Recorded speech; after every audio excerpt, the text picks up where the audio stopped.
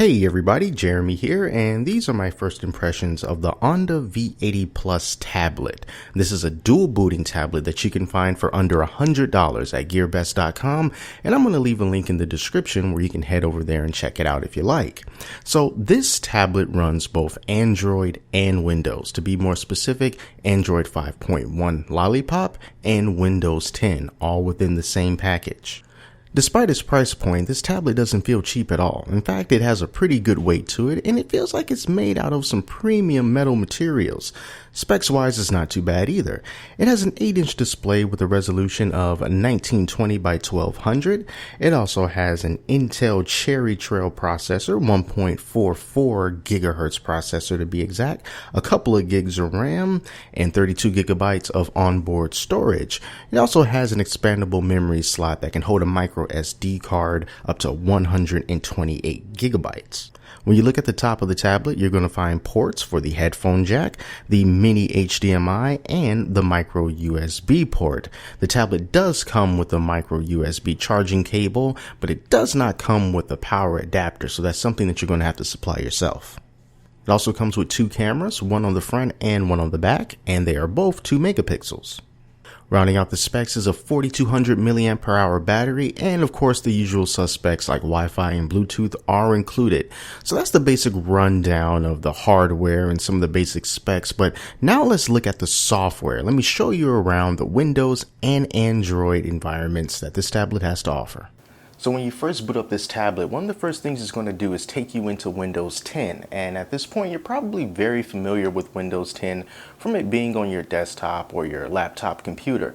Now, unlike the old days of Windows on tablets where it was separated between the proper Windows environment and Windows RT, what you're getting here is the full Monty. This is Windows 10 in all its glory, just like you would expect to see it on your computer. Just by using your finger here, you can do things such as dragging to highlight areas. So if you wanted to select multiple things, it's as simple as doing that. And you can also download and install proper executable files on here because you are still working in a real Windows environment. For example, see that little Chrome icon right there on the desktop? I downloaded Google Chrome yesterday. Just went into the regular Microsoft Edge web browser, as you can see down here. And I went to the Chrome website, downloaded Chrome, as you can see here, and now I'm going to be using Chrome as my web browser, my default web browser. And what you see here is just a typical web surfing environment that you would see using the Microsoft Edge browser on just about any platform that you can access Windows 10 on. So I'm just going to click out of that, and when I want to go to Google Chrome, I'm just going to double tap on it, and Google Chrome should open up. Now, if it doesn't open up right now, it's probably because I did not tap it well enough. And this is just one of the trickier things with this particular tablet is getting the double clicks down. And it may not even be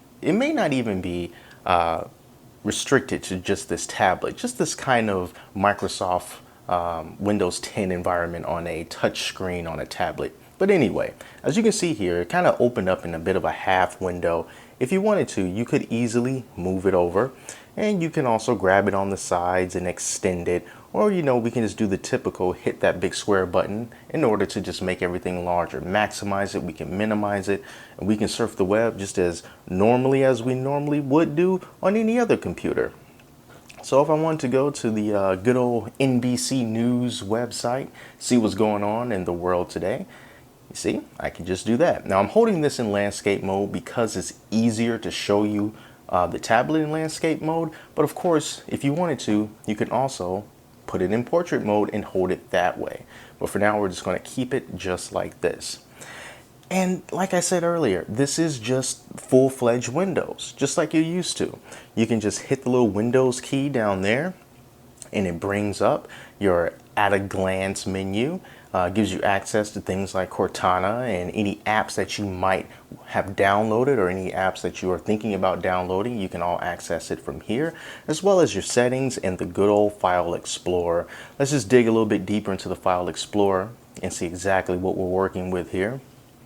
So if we go to this PC, and we can check out some specs of this thing. So let's just see what we're working with here exactly.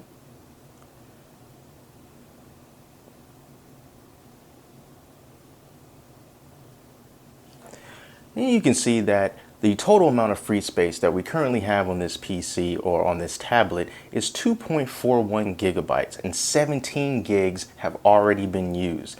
Now, the only thing that I've put on here is Google Chrome, but the rest is the OS and whatever else the manufacturer decided to put on it. So you don't have a whole lot of space to play around with, but that's okay because you can just easily insert a micro SD card slot. Will give you more than enough space in order to store all of your files, your music, your movies, and all that stuff. However, you might not be able to run applications off of that SD card, but for your personal storage, you'll be able to extend it that way. And just to get a little bit more information about the system itself so you can know what you're working with, this is the Windows 10 Home Edition.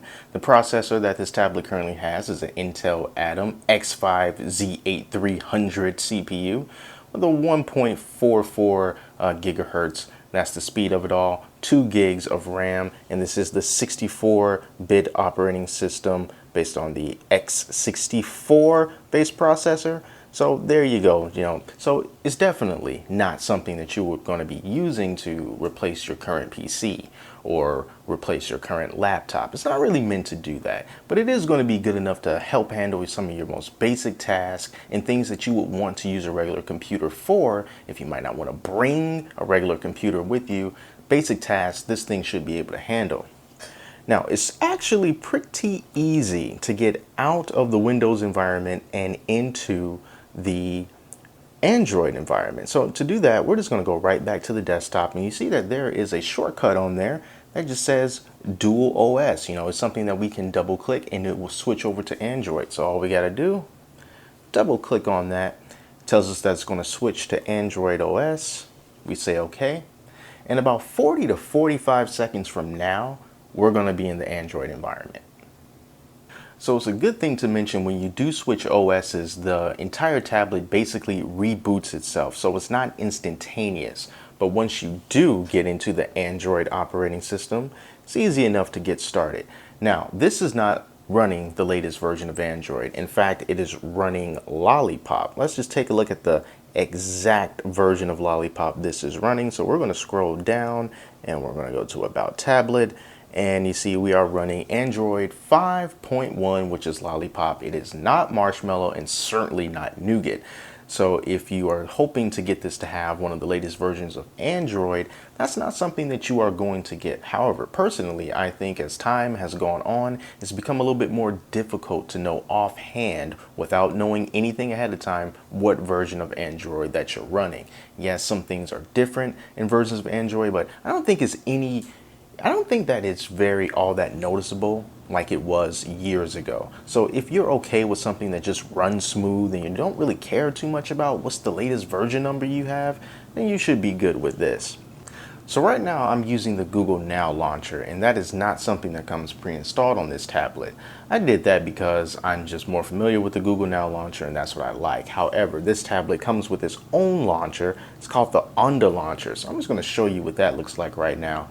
And from a glance, it looks like not too much changed. But one of the biggest differences between this is that it doesn't have a button to press in order to access the app drawer. Instead, you have to swipe up from the bottom in order to access all of the apps, and it goes in alphabetical order. There are quite a few pre-installed apps on here, and I don't know what any of them are because it looks like they're in Chinese and I just don't know what they are.